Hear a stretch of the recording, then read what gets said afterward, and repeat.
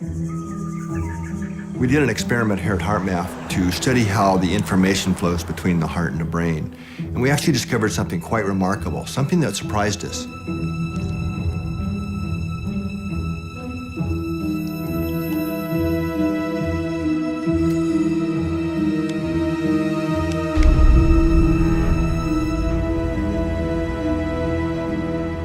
The participants in the study were connected to various sensors to measure their brain waves, their heartbeats, and so on. And then they were exposed to various images. Some were high arousal, like a car crash or a snake striking, while others were low arousal images, like bunny rabbits in nature scenes. The participants were asked to push a button. They then saw a blank computer screen for 6 seconds. The computer then randomly selected one of these photographs that it displayed for 3 seconds. After that, the screen went blank for 10 seconds. They were prompted to push the button again, and they repeated this protocol about 30 times.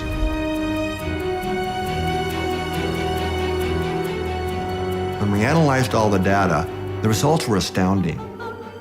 The heart seemed to know the images before the participants ever saw the images with their eyes.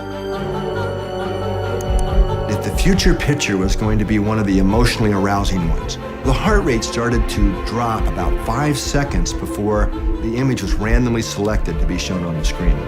So nobody could know what this future picture was going to be.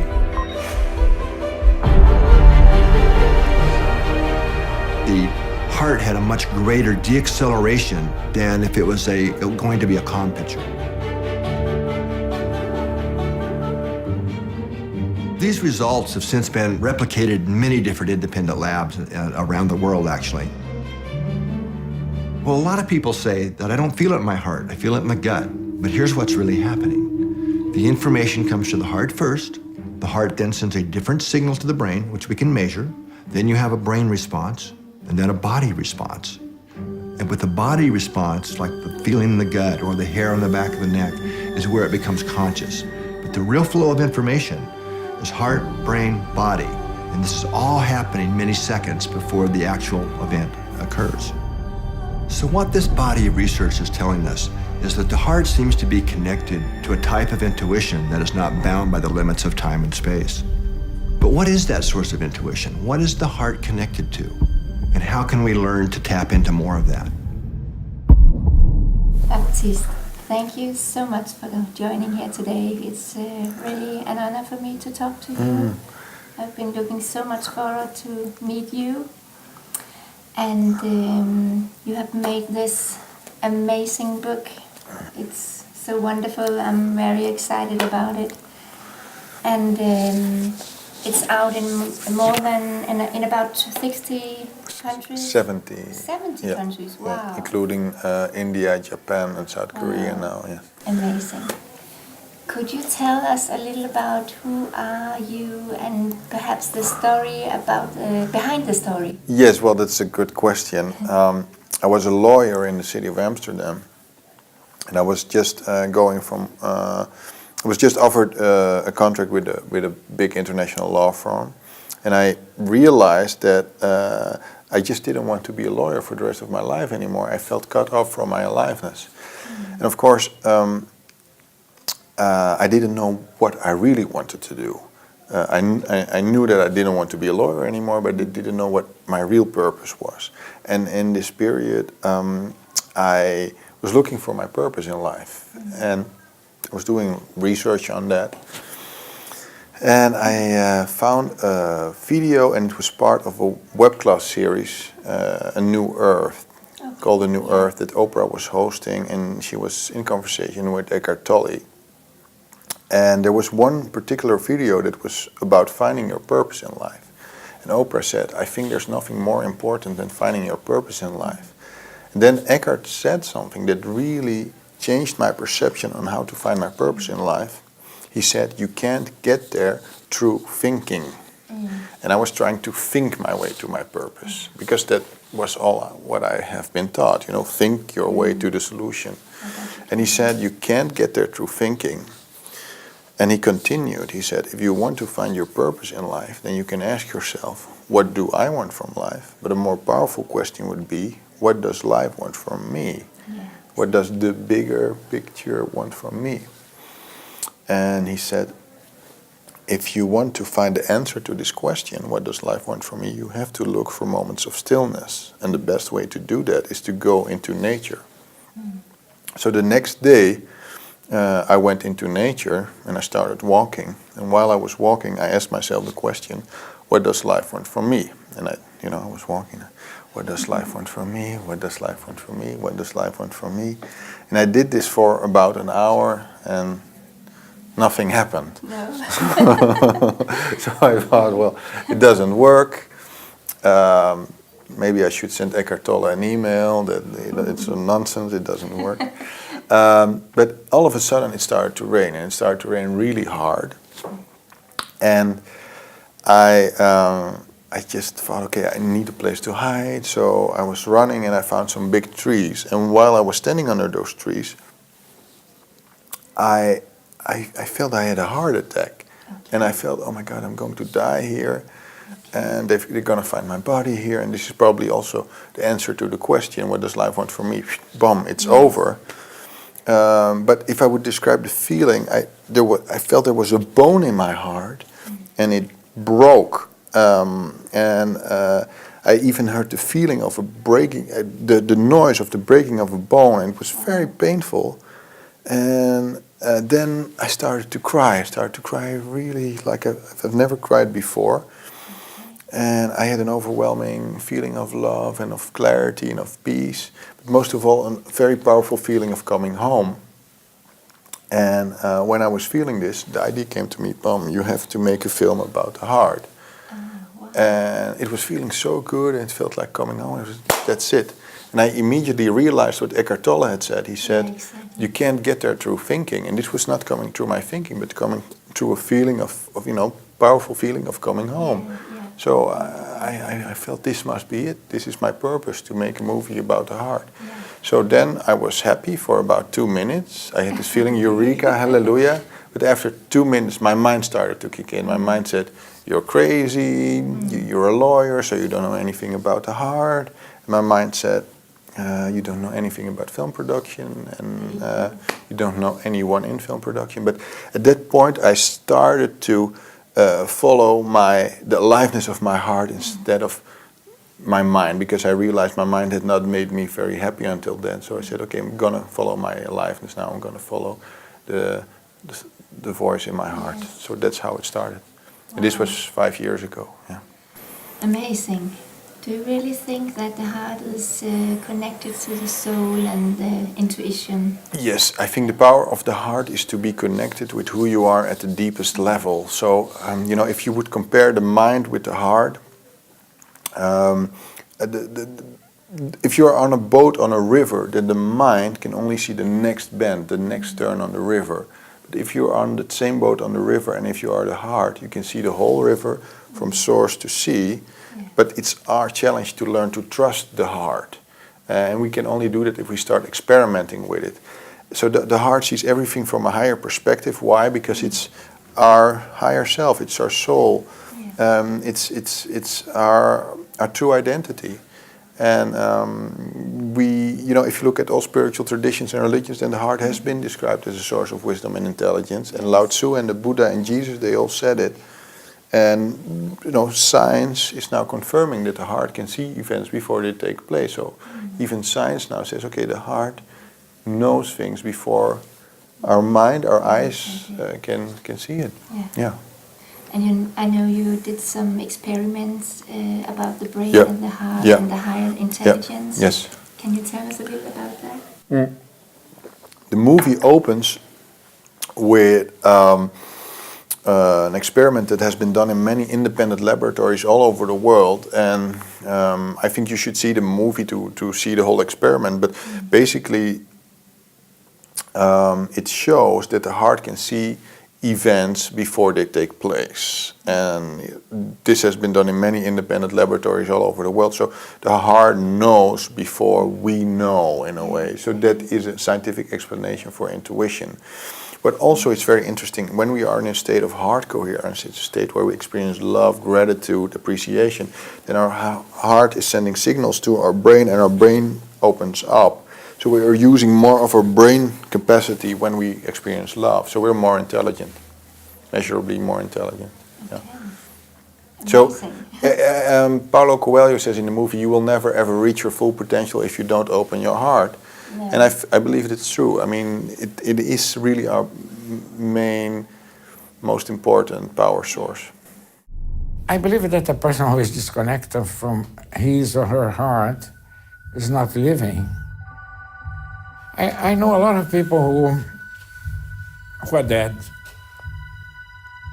but they walk, they talk, they watch television, they work hard sometimes. We're the only living form on Earth that can actually become the walking dead. We can actually cut off our own source to aliveness. But somehow this spark of divine energy is lost. This happened to me. I said, oh, I want to be a writer. My parents said, oh, come on, Paulo. In Brazil, to be a writer in Brazil, nobody can make a living out of writing. I said, but I don't care, I just want to be happy. I just want to do something that it's going to give me fun. It's going to give a meaning to my life. And they said, no, no, no, no, no. And then, of course, because I thought that old people are wiser, I said, okay, they have reason, let me do something different. But I could not. I quit the university. I was doing law. And I said, you have to burn your bridges. And I did burn my bridges. And I had no choice but to follow the thing that I wanted to do. So from the moment that I realized that I want to be a writer, I said, I'm going to be a writer. It may take 10 days, 10 years, or 20 years, but I'm going to write. And then I start by writing lyrics for songs. I start by writing articles for newspapers. I wrote my first book when I was 40, but at least I wrote my first book. So at the end, if you don't fulfill your dream, God finds 3 or 4 times a way to kick your head and say, come on, don't forget your purpose in life. Give a chance to your dream. You are not going to regret. I'm not saying that you're not going to suffer. Huh? I'm not saying that you're not going to be defeated. I'm saying you're not going to regret. Every time you have an intention, I think it's important to identify where is it coming from. Is it coming from your mind, your personality, your ego, your frightened parts, as Gary Zukav would say, or is it coming from your soul, your heart? And if your intention is coming from your soul, your heart, it is being supported by something bigger. You meet the right people, you have the synchronicities, and you feel supported by something bigger. And that's what I experience right now. Exactly. Yeah. Isn't it both our beautiful heart most amazing thing and also the biggest challenge for us people? It is true. What I've learned from interviewing all these people is that they did not choose to live from the heart. They first had a big crisis, like Eckhart Tolle. He wanted to commit suicide. He had a big crisis, but the crisis forced him to go inside and to realize that the conventional skills could not help him to go through the situation. So he was forced to go into the heart, and that's what you also see in the movie. So nobody wanted to live from the heart. They just wanted to fit in, to be normal, and then there is a big crisis. It's like a match that holds fire until it strikes against something, there is no flame. So we first need the resistance sometimes to go into the heart, because we never choose it. Yeah, exactly. Yeah. What about fear? Do you think differently about fear now than before? Fear is always there, because if you start living from the heart, your main authority becomes here, your heart. So you don't listen to people or parents or authorities anymore, and everyone will think you're crazy, so you need courage. And Maya Angelou told me, if you are going to live from the heart, the most important virtue you need to develop is courage. And courage is, of course, derived from the French word cœur, which means heart. So, you will have to overcome your fear and your challenges, because your heart has a different way of doing things, and people will not understand it. And one of the biggest fears we have is fear of not being accepted, fear of being rejected. Yeah, it's true. What is the first step to get rid of fear? What is your experience? Well, I think it's okay to have fear. The only thing is, it's not. I think it's not good if we are paralyzed by fear all the time. So we have to work with overcoming the paralyzation of the fear in a way. And I've asked everyone I've interviewed, how do you connect with the heart? How do you stay connected with love? And they all said something different. Isabel Allende said, I connect with the heart when I'm riding and when I'm playing with my dogs. And Jane Goodall said, I connect with the heart in nature. And Maya Angelou said, I connect with the heart in stillness. And Eckhart Tolle said, I connect with the heart in the present moment. And Deepak said, I connect with the heart when I bring my conscious awareness to my heart. Yeah. But they all have different ways of doing it. And I said, oh my God, that's very confusing. Because how is this going to be helpful for people? And then I realized we all are different. We all have a different blueprint. So I think we have to figure out for ourselves what resonates with us, but we can look at how they are doing it and then see what resonates with us, what connects with us. So we have an obligation, I think, to find our way of connecting with love in the heart. And that is the way to overcoming fear. Yeah. Is it all about love? Well, it all starts with self-love. If I don't love myself, I have nothing to give to the world. If you are on an airplane and the oxygen masks fall out, you first give yourself the oxygen mask because then only you can help your children or anyone else. So it's really important to first love yourself. It's the foundation of everything. It's what Gandhi said, be the change you want to see in the world. So if you want to see more love in the world, love yourself first. Yeah. What was the biggest challenge for you to make the book and the movie and all you did? There are many. I had many challenges. The first 2 years I wanted to give up every day because nobody wanted to help me. I was speaking with film producers in Amsterdam where I live to figure out how I set up a film production, and they thought, we're not going to help him. Here's this crazy lawyer, and he wants to make a spiritual movie about the heart, and there's no money in it, and we don't do it in Holland. And one of the hardest things, if you set up a film production, and any film producer will tell you that, is getting it financed. So that was really hard. Then if you get it financed, you have to find the right people, and it was also challenging, to get all those names on board. And but I think every time when it was challenging, I decided to go inside, to go into nature, to cultivate gratitude, and to ask my heart, okay, where is the aliveness now? What do you want me to do now?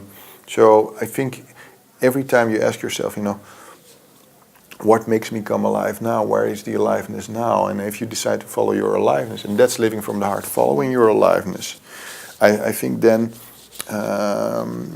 you will be guided because the heart sees everything from a higher perspective.